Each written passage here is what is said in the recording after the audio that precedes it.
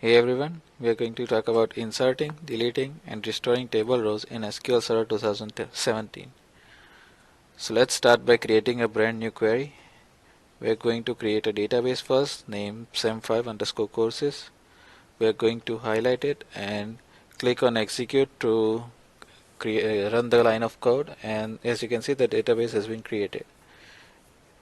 Now in the top left, instead of master, we are going to change it to sem5_courses. For that, we use the use command and then execute it like the same way. Now let's create a table named courses. First, open the parentheses and type CRN, which will become a primary key. Primary key is a unique identifier for row or record in a table.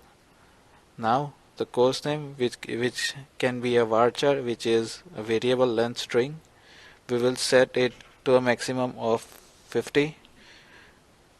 Third is course ID and its data type is varchar, and we'll set it maximum to 10.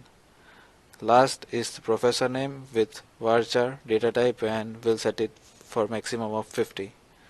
Now we will close the parentheses and select the whole table and then execute it. Make sure that is successful. Now then, we're going to refresh the database and see if the same sem5_courses is in there or not, and make sure that the tables are in it too.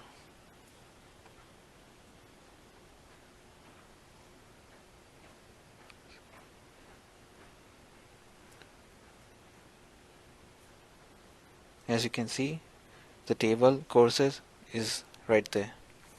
Now we will start by writing begin tran. It means that all the transactions are on hold until they are committed or rolled back. We will execute it, and this is for restoring rows at the end of the video. Now we are going to add values to the roles, starting with CRN, then course name, course ID and professor name. One thing to note here is that when inserting varchar, you have to put values in two quotations which you want in those single quotations. Now highlight and execute it.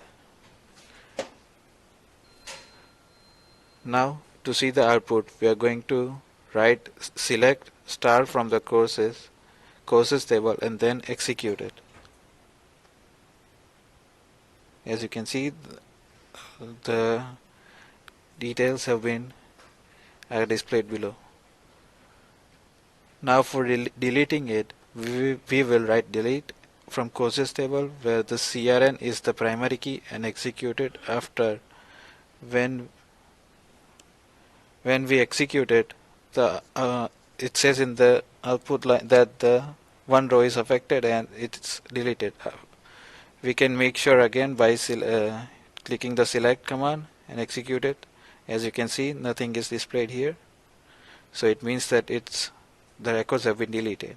Now to restore everything, we will select everything by writing rollback at the bottom and then execute it. As you can see, the records are back, and that's how you restore. That's all from our side, and thank you for watching the video.